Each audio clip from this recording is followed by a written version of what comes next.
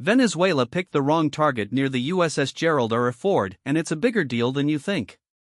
Let me take you back to the morning of July 29, 2024. The Caribbean Sea, usually a theater of cruise ships and oil tankers, suddenly became the stage for one of the most brazen and reckless provocations in recent memory. A Venezuelan patrol boat, the Naval, intercepted a commercial vessel, the Essequibo Explorer, just miles from the USS Gerald R. Ford, the most advanced aircraft carrier in the world. The Ford wasn't just passing through, it was conducting joint exercises with the Guyanese military, a clear signal of U.S. commitment to its regional allies. And Venezuela, in its desperation, decided to test that commitment. Now, if you've been following the headlines, you've probably seen the official Venezuela, under Nicolas Maduro, is making another reckless move to assert control over the disputed Essequibo region, a territory rich in oil and minerals that Guyana claims under international law. The U.S. responded with a show of force, sending the Ford and its strike group to deter further aggression. The media has framed this as a straightforward case of Venezuelan overreach, a rogue state picking a fight it can't win. And on the surface, that makes sense. But here's the problem with that: it's dangerously incomplete. I've spent the last 3 decades studying the intersection of military power, resource competition, and great power politics. And what's unfolding in the Caribbean right now isn't just about a border dispute, it's a microcosm of a much larger struggle, one that could reshape the global order. Venezuela didn't just stumble into this confrontation by accident. And the U.S. response isn't just about defending Guyana. There's something far more strategic and far more dangerous happening beneath the surface. Let me tell you what's really going on. The official what they want you to believe.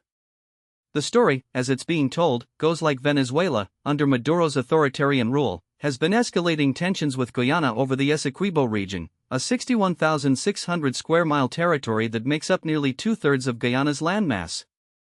The dispute dates back to the 19th century, but it's taken on new urgency since ExxonMobil discovered massive offshore oil reserves in 2015. Guyana's oil production has skyrocketed, making it one of the fastest-growing economies in the world. Venezuela, meanwhile, is a failed petrostate, its economy in ruins after decades of mismanagement, sanctions, and corruption. In December 2023, Maduro held a referendum claiming sovereignty over Essequibo, followed by military drills near the border. The U.S. responded by conducting joint exercises with Guyana, including overflights by B-52 bombers, a not-so-subtle reminder of American firepower. Then came the Gerald R. Ford deployment in late July, a move the Pentagon described as a routine presence operation to ensure freedom of navigation and regional stability. When the Naval intercepted the Essequibo Explorer, the U.S. Navy issued a stern warning, and the Venezuelan vessel backed off. The White House condemned the incident as provocative and irresponsible, while Maduro's government called it a defensive action to protect Venezuela's territorial integrity. The media, predictably, ran with the narrative of a bully state getting put in its place by the world's preeminent superpower. But here's where the official story starts to unravel. Deconstructing the what's really happening. First, let's talk about the Essequibo Explorer. The ship wasn't just some random commercial vessel, it was conducting seismic surveys for ExxonMobil, mapping out potential drilling sites in Guyana's offshore blocks. Now, why does that matter?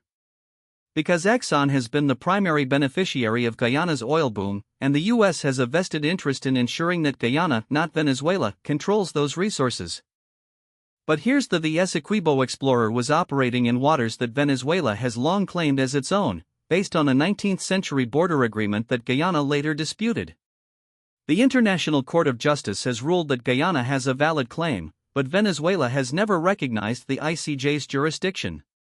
So when the Naval intercepted the ship, it wasn't just a random act of aggression, it was a calculated move to challenge Guyana's control over those waters. Now, let's talk about the Gerald R. Ford. The U.S. doesn't just send its most advanced aircraft carrier to the Caribbean for routine operations. The Ford is a $13 billion floating airbase, capable of launching 220 sorties a day. Its presence near Venezuela isn't about deterring a few patrol boats, it's about sending a message to China and Russia, both of which have been deepening their ties with Maduro's government. Here's what the mainstream media isn't telling: Venezuela has been quietly pivoting toward Beijing and Moscow for years. China has invested billions in Venezuelan oil infrastructure, while Russia has provided military support, including advanced S-300 air defense systems. In 2023, Maduro even signed a deal with Russia to establish a permanent military presence in Venezuela, a move that should have set off alarm bells in Washington. So when the Ford showed up, it wasn't just about Guyana. It was about reasserting U.S. dominance in its own backyard, a region that has seen growing Chinese and Russian influence. And Venezuela, in its desperation, walked right into the trap. But here's where it gets interesting. The interception of the Essequibo Explorer wasn't just a Venezuelan miscalculation, it was a provocation. And the U.S. response wasn't just about deterrence, it was about escalation. Let me explain. The broader geopolitical, the new Cold War in the Caribbean. This isn't just about Venezuela and Guyana.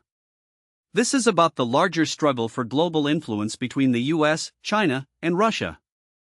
And the Caribbean is the latest battleground. For decades, the U.S. has treated Latin America as its exclusive sphere of influence. The Monroe Doctrine, first articulated in 1823, declared that any European interference in the Western Hemisphere would be seen as a threat to U.S. security. And for most of the 20th century, that doctrine held. But in the 21st century, China and Russia have been chipping away at that dominance. China has become the largest trading partner for most Latin American countries, investing heavily in infrastructure, mining, and energy. Russia, meanwhile, has been cultivating military and political ties, particularly with leftist governments like Venezuela, Nicaragua, and Cuba. And both countries have been happy to fill the vacuum left by U.S. disengagement. Now, the U.S. is pushing back. The Gerald R. Ford deployment is part of a broader strategy to reassert American hegemony in the region. But here's the U.S. is trying to maintain a unipolar world in an era of multipolarity. And that's a losing game. Let me put this in historical perspective. During the Cold War, the U.S. and the Soviet Union engaged in proxy conflicts around the world, from Vietnam to Angola. But there was a certain stability to that bipolar system, both sides understood the rules of the game. Today, we're in a multipolar world, with China, Russia, and even regional powers like Iran and Turkey asserting their influence. And the U.S. is struggling to adapt. Venezuela is a perfect example. The U.S. has spent the last 2 decades trying to isolate Maduro, imposing sanctions, supporting opposition leaders, and even backing a failed coup in 2019. But instead of collapsing, Maduro has turned to China and Russia for support. And now, the U.S. is faced with a multipolar reality where Venezuela is a Chinese and Russian client state, or double down on regime change. The Ford deployment suggests the U.S. is choosing the latter. And that's a dangerous gamble. Military and strategic, the risks of escalation. Let's talk about the military realities here. The Gerald R. Ford is a marvel of modern engineering, but it's not invincible. And Venezuela, despite its economic collapse, still has one of the most capable militaries in Latin America. First, there's the issue of geography. The Caribbean is Venezuela's backyard. The U.S. may have the superior navy, but Venezuela has the home field advantage. Its coastal defenses include Russian-made S-300 missiles, which could pose a serious threat to U.S. aircraft. And let's not forget that Venezuela has a long history of asymmetric warfare. If the U.S. were to launch airstrikes, Maduro's forces could respond with cyber attacks, sabotage, or even attacks on U.S. allies in the region. Then there's the question of escalation. The U.S. has a long history of underestimating its adversaries. In Iraq, Afghanistan, and Libya, the initial military campaigns were quick and decisive, but the aftermath was a disaster. Venezuela is not Iraq. It's a country with a population of 28 million, a well-armed military, and a government that has nothing to lose.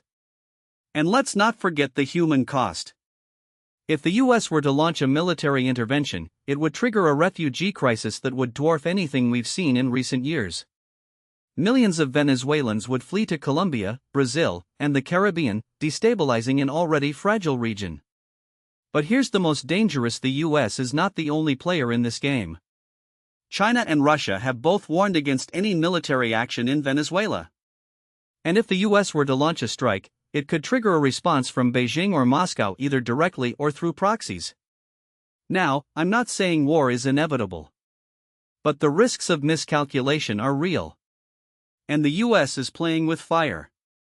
The domestic political why this matters in Washington. Let's shift gears for a moment and talk about the domestic politics of this crisis. Because this isn't just about geopolitics, it's about elections. The Biden administration is facing a tough re-election battle in 2024. Inflation, immigration, and foreign policy failures have eroded the president's approval ratings. And in swing states like Florida, where Venezuelan and Cuban exiles wield significant political influence, the administration needs to show strength. Maduro's provocation near the ford was a gift to the White House. It allowed Biden to flex his muscles, rally the base, and send a message to Latin American voters that he's tough on dictators.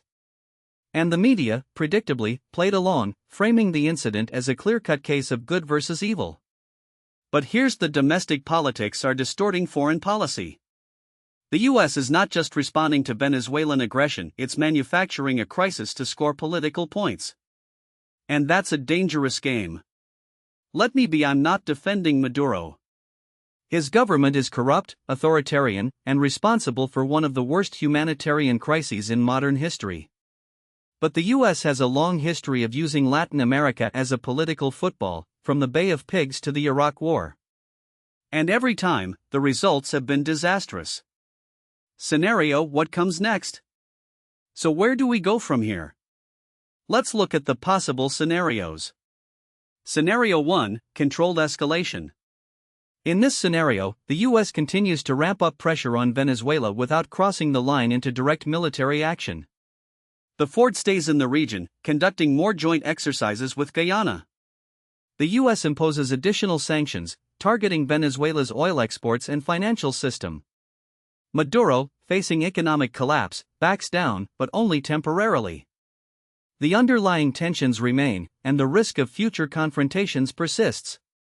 Scenario 2: proxy war. This is the most likely scenario, and the most dangerous. The US increases support for Guyana, providing military aid, intelligence, and even covert operations. Venezuela, in turn, turns to Russia and China for support. The conflict becomes a proxy war, with the US and its allies on one side and Russia and China on the other. The risk of direct confrontation between the great powers increases, and the region becomes a tinderbox. Scenario 3: direct military intervention. This is the worst-case scenario, but it's not impossible. If Venezuela were to launch a full-scale invasion of Guyana, the US could respond with airstrikes or even a limited ground invasion. But as we've seen in Iraq and Afghanistan, the aftermath would be a disaster. Venezuela's military would not collapse overnight, and the US would be bogged down in a protracted insurgency. Meanwhile, China and Russia would use the crisis to further undermine US influence in the region. None of these scenarios are good. But the most likely outcome is a prolonged standoff, with the US and Venezuela locked in a cycle of escalation and de-escalation. And that's a recipe for instability. Grand strategy: the failure of liberal hegemony. Let's out for a moment and talk about the bigger picture. Because this crisis in Venezuela is just one symptom of a much larger the failure of American grand strategy. For the last 3 decades, the US has pursued a policy of liberal hegemony, the idea that the US should use its military and economic power to spread democracy, free markets, and American values around the world. But this strategy has failed. Iraq, Afghanistan, Libya, Syria, all of these interventions have ended in disaster. And yet, the US keeps doubling down. The problem is that the world has changed. The unipolar moment of the 1990s is over. China is rising, Russia is resurgent, and regional powers like Iran and Turkey are asserting their influence. The US can no longer dictate the global order. And yet, Washington keeps acting as if it can. Venezuela is a perfect example. The US has spent the last 2 decades trying to isolate Maduro, but instead of collapsing, his regime has turned to China and Russia for support. And now, the US is faced with it: accept a multipolar reality where Venezuela is a Chinese and Russian client state, or launch a military intervention to reassert control. The latter option is a fool's errand. The US cannot maintain its global dominance through military force alone. And yet, that's exactly what the Ford deployment represents, a desperate attempt to cling to a unipolar world that no longer exists. Alternatives and a realist path forward. So what should the US do instead? Let me offer a realist alternative. First, the US needs to accept that it cannot control every corner of the globe. Venezuela is not a vital national security interest.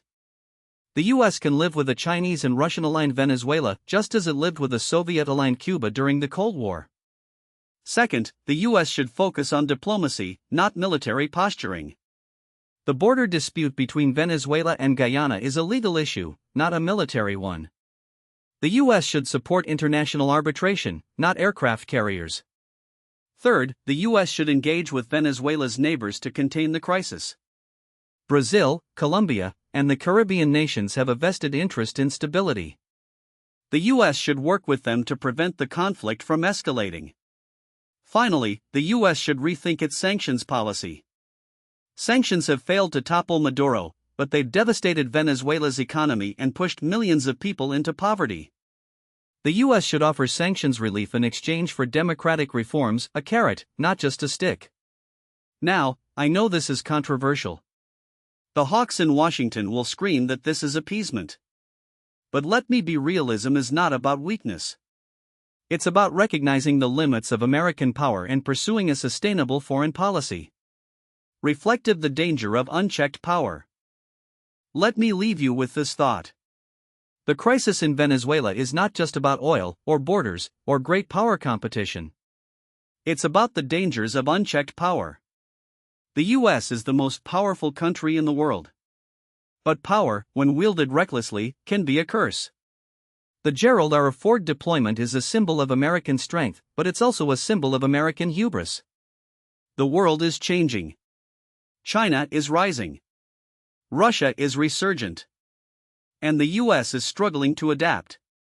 The question is not whether the US can maintain its global dominance, it can't. The question is whether it can accept a multipolar world and pursue a foreign policy that serves its interests without dragging the country into endless wars. Venezuela is a test case. And so far, the US is failing. But here's the good: we, as citizens, have a role to play. We can demand a foreign policy that prioritizes diplomacy over military force. We can hold our leaders accountable when they pursue reckless interventions. And we can insist on a grand strategy that serves the American people, not the military-industrial complex. The crisis in Venezuela is a warning. The question is whether we'll heed it. Now, what most people don't realize is that this incident near the USS Gerald R. Ford isn't just about Venezuela's miscalculation, it's about the broader unraveling of American deterrence in the Western Hemisphere. For decades, the U.S. Navy's carrier strike groups have been the unchallenged arbiters of maritime security in the Caribbean and the Atlantic. But something has shifted. The Maduro regime's brazen harassment of a Ford-class carrier, one of the most advanced warships in history, isn't just reckless, it's a symptom of a deeper geopolitical realignment where adversaries no longer fear American power the way they once did. Let me explain why this matters. The last time a U.S. carrier was openly challenged in the region was during the 1962 Cuban Missile Crisis, when Soviet surface-to-ship missiles and submarines forced the USS Randolph and its escorts to back off. But that was a superpower standoff, a moment of existential tension. What we're seeing now is different. This isn't the Soviet Union testing Kennedy, it's Nicolas Maduro, a leader of a collapsing petrostate with a GDP smaller than Connecticut's, gambling that the U.S. won't call his bluff. And here's the uncomfortable: he might be right. The problem isn't just that Venezuela's military is weak, though it is. The Bolivarian Navy is a shadow of its former self, with most of its fleet either rusting in port or cannibalized for parts. The real issue is that Maduro has calculated, correctly or not, that the U.S. lacks the political will to escalate. Consider the timeline. In 2019, the Trump administration recognized Juan Guaidó as Venezuela's legitimate president, imposed crippling sanctions, and even flirted with military options, including a botched coup attempt in April of that year. Yet Maduro survived. Then came the Biden administration, which quietly dialed back the pressure, focusing instead on energy diplomacy with Venezuela's oil sector. The message was the US is more interested in securing oil flows than in regime change. Maduro has internalized this. He knows that while the US can sink his navy in a matter of hours, it won't because the domestic political costs would be too high. The American public is war-weary after Iraq and Afghanistan, and the last thing the White House wants is another endless conflict in Latin America. So instead of backing down, Maduro doubles down. He arms fishermen with AK-47s, deploys drones near US ships, and now, apparently, sends patrol boats to buzz a carrier. It's a low-cost, high-reward. If the US retaliates, he becomes a martyr. If it doesn't, he proves that American power has limits. This is where the military implications get dangerous. The US Navy's carrier strike groups are designed to project power, but they're also vulnerable in ways that aren't often discussed. The Ford is a marvel of engineering, but it's not invincible. A single hypersonic missile, something China and Russia are already deploying, could cripple it. Even conventional threats, like swarms of fast attack craft or diesel-electric submarines, can overwhelm its defenses. The Navy knows this. That's why it's been shifting its focus to distributed maritime operations, where smaller, more dispersed assets can operate in contested environments. But here's the US still relies on carriers as symbols of American dominance. And symbols, by their nature, are fragile. When a country like Venezuela, hardly a peer competitor, starts treating a carrier like a piñata, it sends a signal to other adversaries. China watches this and sees an opportunity. Iran watches this and takes notes. Russia, which has been quietly extending its presence in the Caribbean through arms sales and energy deals, sees a chance to further erode US influence. Let me be, I'm not suggesting that Venezuela is a serious military threat to the US. It's not. But the erosion of deterrence is a slippery slope. If Maduro can get away with harassing a carrier, what's to stop him, or worse, a more capable adversary, from pushing further? The US has already seen this play out in the South China Sea, where China's gray zone tactics have gradually turned artificial islands into de facto military bases. The same logic applies here. Every time the US fails to respond decisively, it emboldens the next challenger. So what should the US do? First, it needs to rethink its approach to deterrence in the Western Hemisphere. The days of assuming that a carrier deployment alone will cow adversaries are over. The US should invest in smaller, more agile assets like littoral combat ships, unmanned surface vessels, and long-range strike capabilities that can operate in contested environments without putting a $13 billion carrier at risk. It should also strengthen its partnerships with regional allies. Colombia, Brazil, and even Guyana have a direct stake in countering Venezuelan aggression. The US should be working with them to develop a coordinated response, not just relying on unilateral shows of force. Second, the US needs to address the root causes of instability in Venezuela. Sanctions have failed to dislodge Maduro, but they've succeeded in impoverishing millions of people and driving them into the arms of criminal networks. The US should offer a clear path to sanctions relief in exchange for verifiable democratic reforms. This isn't about appeasement, it's about recognizing that the current policy is counterproductive. The longer Maduro stays in power, the more desperate he becomes, and the more likely he is to lash out. Finally, the US needs to accept that its unipolar moment is over. The world is multipolar now, and that means the US can't afford to treat every challenge as an existential threat. Venezuela isn't the Soviet Union. It's a failing state with a leader who's clinging to power by any means necessary. The US should respond with a mix of firmness and pragmatism, deterring aggression while leaving the door open for diplomacy. Here's the bottom: the incident near the Gerald R. Ford isn't just a blip. It's a warning. The US can either adapt to this new reality or keep pretending that its old playbook still works. The choice is clear. The question is whether Washington has the wisdom to make the right one. Now, what most people don't realize is that this incident isn't just about Maduro's recklessness, it's about the internal political dynamics that make him need to be reckless in the first place.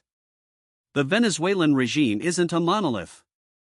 It's a fragile coalition of military officers, Chavista ideologues, and criminal elites who all have different incentives, and Maduro's survival depends on keeping them in line. The problem? The glue holding that coalition together is running out. Let me explain why this matters. Since 2019, when the U.S. recognized Juan Guaidó as Venezuela's interim president, Maduro has faced a legitimacy crisis that no amount of electoral fraud or repression has fully resolved. The opposition, despite being fractured, still commands significant support enough that even the regime's own controlled elections in 2020 and 2024 showed alarming cracks. In the 2024 presidential vote, for instance, the opposition claimed that their candidate, Edmundo Gonzalez, won by a landslide, with leaked voting tallies suggesting he secured nearly 70% of the vote. The regime's response? A blackout of results, followed by a declaration of victory for Maduro with no credible evidence. That's not just authoritarianism, that's IC. Here's the uncomfortable: Maduro's aggression near the Gerald R. Ford wasn't just about flexing muscles. It was a desperate attempt to rally his base at home. The Venezuelan military, which has been the backbone of the regime since Chávez's days, is increasingly divided. High-ranking officers like Defense Minister Vladimir Padrino Lopez have publicly pledged loyalty, but there are whispers of discontent. In 2023, the U.S. indicted several Venezuelan officials, including the head of the SEBIN intelligence agency, for drug trafficking, exposing the rot within the security apparatus. If Maduro can't deliver victories, whether through economic recovery or geopolitical wins, those fractures will widen. And that's where the Essequibo crisis comes in. The regime has spent years stoking nationalist fervor over Guyana's oil-rich territory, but the timing of this latest escalation is no coincidence. Maduro's approval ratings have been in freefall. Polling from Dataanalysis in early 2024 showed his support at just 18%, the lowest since he took power. The economy is a disaster, with inflation still hovering around 200% despite dollarization efforts, and the country's oil production, once the lifeblood of the regime, has plummeted to just 750,000 barrels per day, down from 3.5 million in 1998. The sanctions relief that Maduro secured in 2023, including the easing of oil restrictions, hasn't translated into real recovery. Why? Because the regime's corruption and mismanagement are so entrenched that even with sanctions lifted, the economy remains a shell of its former self. So what happens next? There are three plausible scenarios, and none of them are pretty. The first is that Maduro doubles down on repression and external aggression. This is the path of least resistance for him, cracking down on dissent, arresting opposition figures, and escalating tensions with Guyana to distract from domestic failures. We've seen this playbook before. In 2019, after the U.S. recognized Guaidó, Maduro launched a brutal crackdown, arresting hundreds and forcing key opposition leaders into exile. If he feels cornered, he could do it again, this time with even less restraint. The problem is that repression has diminishing returns. The protests in 2017 and 2019 showed that Venezuelans are willing to take to the streets despite the risks. The more Maduro tightens his grip, the more likely it is that the military, his last line of defense, starts to fracture. The second scenario is a negotiated transition, but it's a long shot. The U.S. and the opposition have been down this road before, most recently in 2023 when the Biden administration struck a deal with Maduro to ease sanctions in exchange for free elections. That deal collapsed when Maduro reneged on his promises, but the fact that he engaged at all suggests he's not entirely immune to pressure. The key here is whether the U.S. and its allies can offer a credible off-ramp, one that guarantees Maduro and his inner circle immunity from prosecution in exchange for a peaceful exit. The problem? The International Criminal Court has already issued an arrest warrant for Maduro for crimes against humanity. Any deal would require the U.S. to walk back its support for that warrant, which would be politically toxic in Washington. Still, if the alternative is a prolonged crisis that destabilizes the region, it might be the least bad option. The third scenario is the most: a slow-motion collapse. This is what happens if Maduro neither escalates nor negotiates, but instead muddles through, presiding over a country that becomes increasingly ungovernable. Venezuela's infrastructure is crumbling, blackouts are frequent, water shortages are chronic, and the healthcare system has collapsed. The UN estimates that over 7 million Venezuelans have fled the country since 2015, creating a refugee crisis that's straining neighboring nations like Colombia and Peru. If Maduro can't reverse these trends, the regime's legitimacy will erode further, and the military might decide that he's more of a liability than an asset. That's when coups happen. Now, here's where things get really messy. If Maduro is ousted, whether by a coup, a popular uprising, or a negotiated transition, what replaces him? The opposition is deeply divided, with factions ranging from moderate Democrats to hardline anti-Chavistas who want to purge the military and the state of all traces of the regime. The risk is that Venezuela descends into chaos, with competing factions vying for power while criminal groups like the Tren de Aragua fill the vacuum. We've seen this movie before, in Libya after Gaddafi, in Iraq after Saddam. The difference is that Venezuela is in America's backyard, and a failed state on the Caribbean coast would be a disaster for U.S. interests. So what should the U.S. do? First, it needs to stop treating Venezuela as a binary problem: either Maduro stays or he goes. The reality is that any transition will be messy, and the U.S. needs to be prepared for that. That means working with regional partners to develop a contingency plan for post-Maduro Venezuela, one that includes security guarantees, economic stabilization, and a path to reconciliation. It also means being realistic about what the opposition can achieve. The days of Guaido-style maximalism are over. The opposition needs to offer a credible alternative, not just a return to the pre-Chavez status quo. Second, the U.S. needs to rethink its sanctions policy. The current approach, broad-based economic sanctions that hurt ordinary Venezuelans more than the regime, has failed. Instead, the U.S. should target the specific networks that keep Maduro and the military officers, the corrupt officials, and the criminal elites who profit from the status quo. That means more asset freezes, more travel bans, and more coordination with allies to cut off the regime's access to the global financial system. But it also means offering carrots, not just sticks. If Maduro is willing to engage in serious negotiations, the U.S. should be willing to ease sanctions in a phased and verifiable way. Finally, the U.S. needs to accept that Venezuela is not a priority for most of the world. China and Russia have both deepened their ties with Caracas in recent years, but neither is willing to go to bat for Maduro the way they would for a true ally. China, in particular, has been cautious, limiting its investments in Venezuela's oil sector and refusing to extend new loans. That's because Beijing knows that Venezuela is a sinking ship. The U.S. should use that to its advantage, offering China a seat at the table in any post-Maduro transition in exchange for its cooperation. Russia, on the other hand, is a different story. Putin has used Venezuela as a pawn in his broader geopolitical game, but even he knows that propping up Maduro indefinitely is a losing proposition. The U.S. should make it clear that any Russian interference will come with a cost, but it should also leave the door open for diplomacy. The bottom line is Venezuela is a problem that won't go away on its own. Maduro's gamble near the Gerald R. Ford was a miscalculation, but it was also a sign of desperation.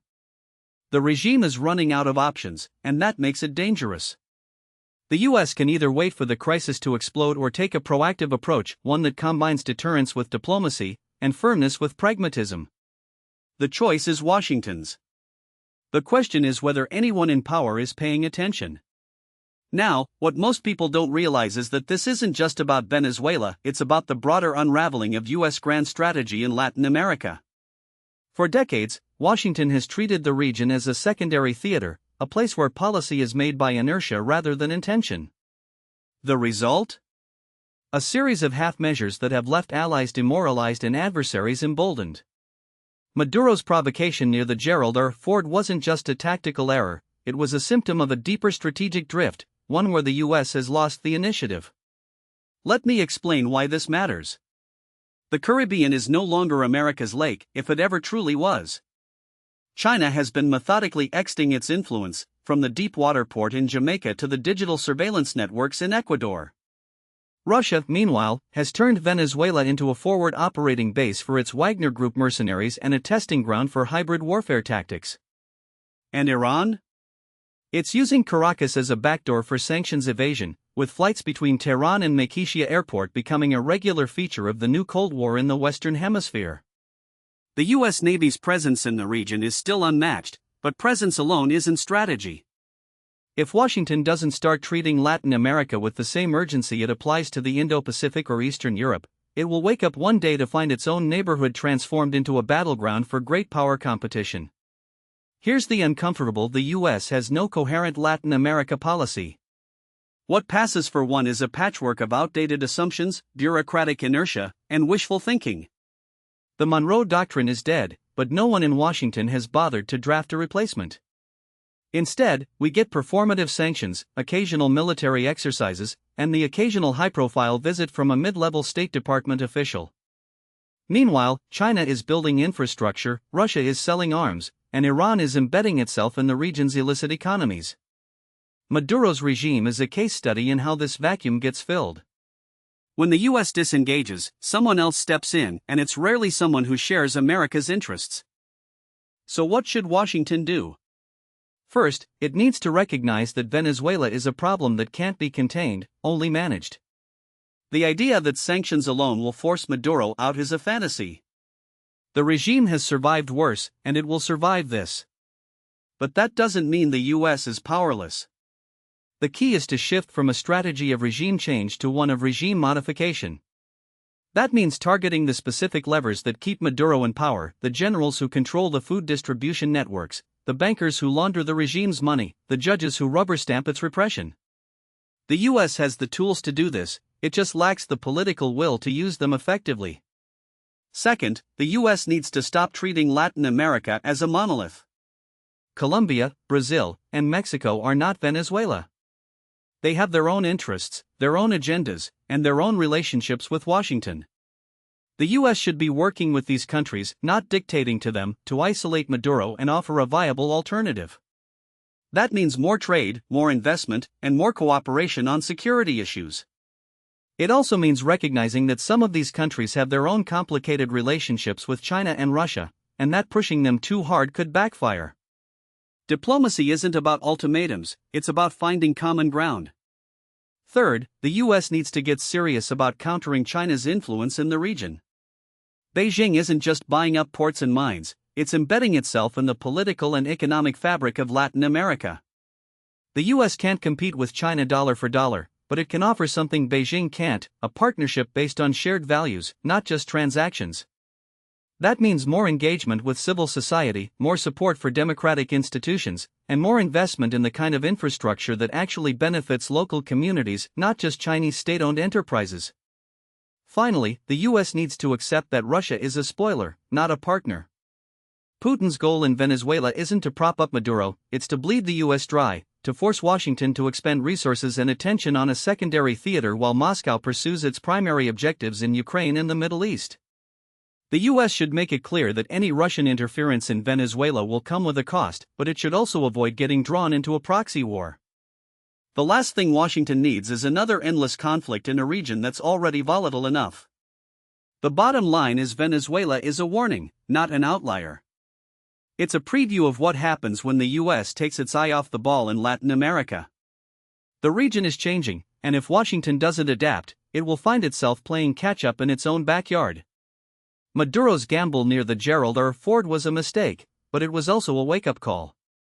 The question is whether anyone in Washington is listening. If they're not, the next crisis won't be a near miss, it'll be a direct hit. And by then, it might be too late to do anything about it.